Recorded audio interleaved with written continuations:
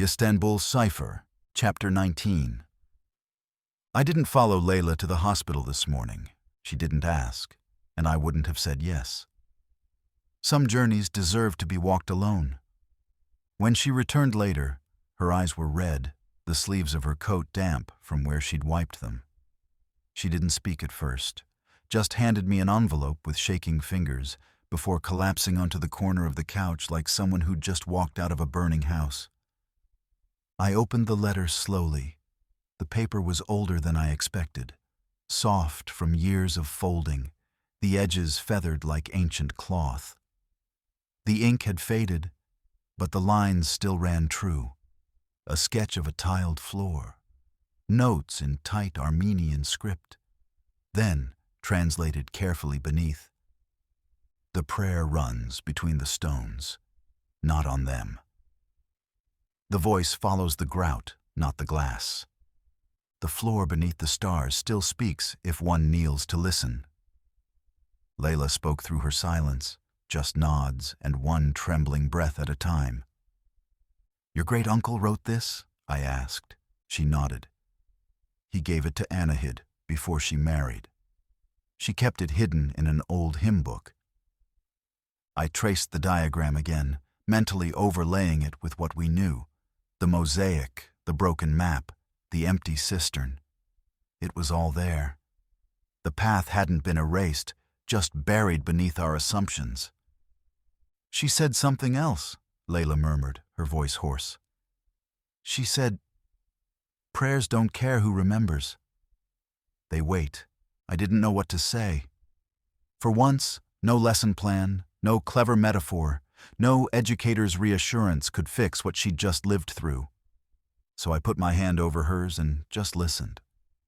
Outside, the city buzzed with normal life. Inside, one girl sat with a letter that might have changed everything if we weren't already too late.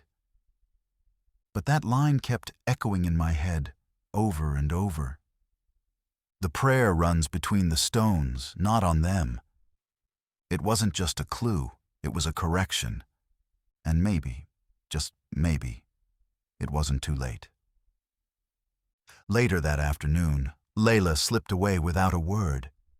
I knew exactly where she was going. I followed at a distance, keeping to the far side of the street. She didn't look back once as she crossed under the rusted rail bridge near Balat and cut through the alleys toward the condemned site. The church, the real church, the mosaic sanctuary buried beneath the lies, was no longer just boarded up. Someone had reinforced the perimeter. New fencing, tall and silver. Fresh concrete posts, coils of wire along the top. Motion sensors blinked red against the dusk, and at the main gate, 2 uniformed guards stood smoking like the place was a military installation. Layla stopped just shy of the edge. She didn't take out her phone. She didn't move to speak. She just stood there. I crossed over slowly. No need to hide now. When I reached her, she had one hand pressed to the metal. Her other hand trembled at her side, clutching the edge of her grandmother's coat. "They sealed it off," she whispered. I nodded, and labeled it private cultural oversight, permanent closure. Like it's a warehouse. Like it never mattered. She didn't cry, not this time. But I saw something worse in her eyes. Not sadness, not even anger, resignation. I stepped closer to the gate, stared through the slats. "You know what this is," I said. "It's not just about the site. It's a message. Stay out. Back off. You lost." Her voice was flat. "Maybe we did." "No." I turned to face her. "Not yet." The wind pushed at the fence like it was trying to get in too. For a moment, we just stood there, shoulder to shoulder, watching a piece of stolen history vanish behind metal and silence. And yet, somewhere beneath our feet, there was still a way in. I didn't know it yet, but I could feel it. They think sealing a door ends a story. They were wrong. Back at my flat, I sat on the edge of the bed, suitcase open like a threat. I'd packed half of it that morning, out of instinct, not resolve. Slacks, shirts, my worn field journal tucked under a raincoat. I hadn't added a thing since. I couldn't. A soft chime broke the stillness. I checked my phone. Notice. Your exit visa has been expedited. You are encouraged to depart the Republic of Turkey voluntarily, prior to disciplinary review. Voluntary, like I had a choice. I stared at the screen, then at the dark window. The Bosphorus beyond looked like a bruise, blue-black, wide, uncaring. I thumbed through my contacts and tapped Niazi's number. Dead. No ringtone, no voicemail. Just silence. He'd been careful, cautious, and now, unreachable. They're not just targeting kids anymore. They're cutting the supports. My breath came tight. I shut the phone off and set it on the nightstand. I was supposed to be the safety net, the adult in the room, the buffer between ambition and consequence. And now I was a man on borrowed time in a country that didn't want me anymore. The knock came soft. Then again. Sibyl stepped in without waiting. Her face was unreadable. They closed the youth center, she said. Kansu tried to fight it, but the suspension order came from the ministry. Of course it did. She walked over to the map still pinned on my wall, a jagged constellation of threads and pins. So much effort, so much truth. And now it was collapsing. We need to call it, I muttered. Pull back. Rebuild when the smoke clears. She didn't turn. And if there's no rebuilding? If this is how they win? I didn't have an answer. Just the ache of something slipping away. She stepped closer, voice low. Layla's not done. And neither am I. I looked down at the floor, at the cracks in the tiles. We'd thought we were so careful, so smart. But we weren't fighting code. We were fighting erasure, and that war didn't play fair. The tram screeched into motion with a tired groan, casting a flicker of orange light across Emre's face. He sat hunched near the window, headphones dangling around his neck, not plugged in. Isla was next to him, arms folded tight, eyes fixed on the dark outside. Sibyl sat across from them, a backpack at her feet, her hands tracing circles on her knees. I stayed near the back of the car, watching all three from a distance. The city outside blurred past. Shuttered cafes, quiet bookstores, mosques bathed in moonlight. The places we'd mapped, documented, protected. Now half of them looked erased, dimmed, like someone was drawing a blackout curtain across the past. Emre finally spoke. We shouldn't have gone live. That stream.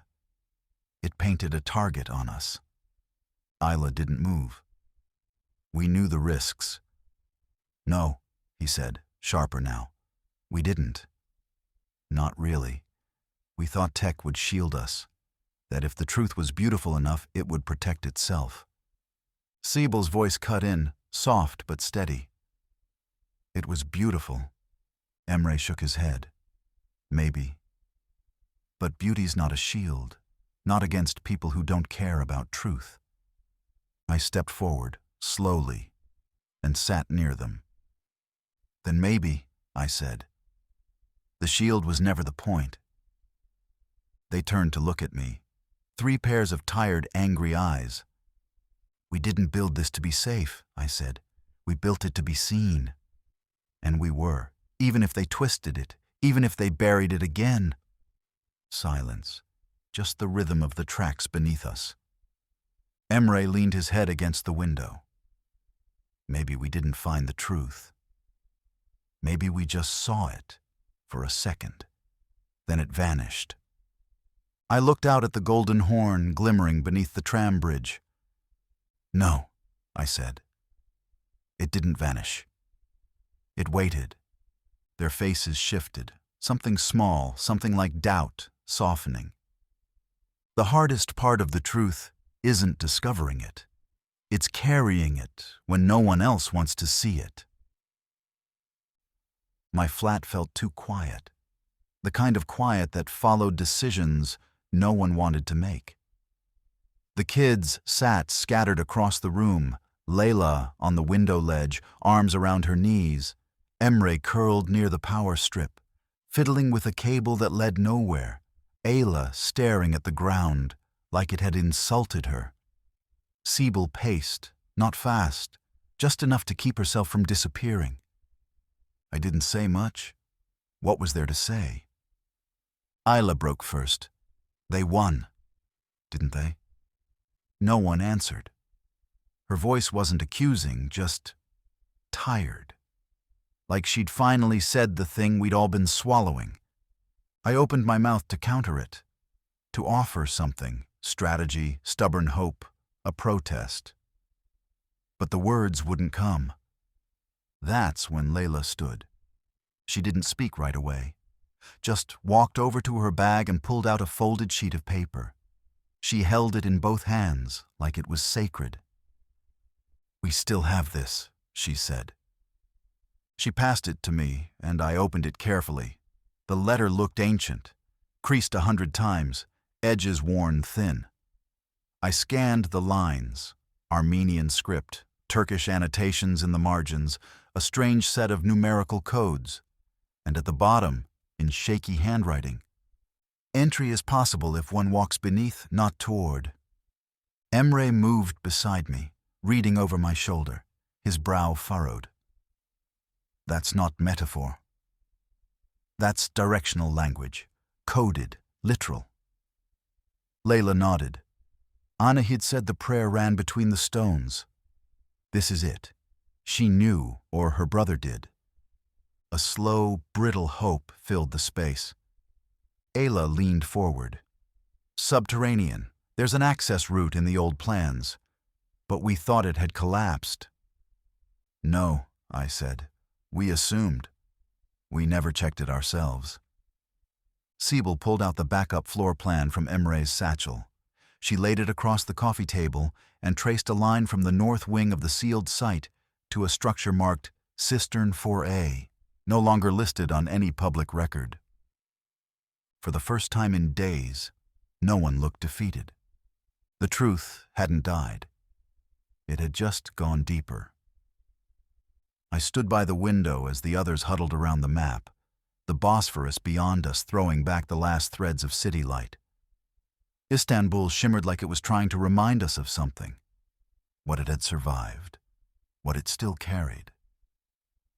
Sibyl adjusted the scanner on the table. Emre cross-referenced the grid points against the old overlay from the mosaic. Ayla mapped a possible descent path, muttering variables to herself like prayer. And Layla, she just watched them. Hands still tucked around the letter, face unreadable but lit from within by something we hadn't seen in her since the raid. "I thought we were finished," she said softly. "But this letter, it's not a goodbye. It's an invitation." I nodded. "And if we're careful, it might be the one they didn't see coming." Emre looked up. They sealed the church. They shut down the app. They rewrote the headlines. But they didn't get this. Ayla tapped the cistern coordinates on the plan. "It's buried, disconnected, off-grid. If we go in through here, we're ghosts," Sibyl added. "We won't be able to broadcast. But we can document. We can leave something behind." For a long moment, none of us said a word. They burned everything they could touch. But they missed this one ember. And now, it flickered on the edge of something that might still matter. I exhaled slowly, feeling the weight of all of it, what we'd lost, what we might still reclaim. If we do this, we do it for the truth.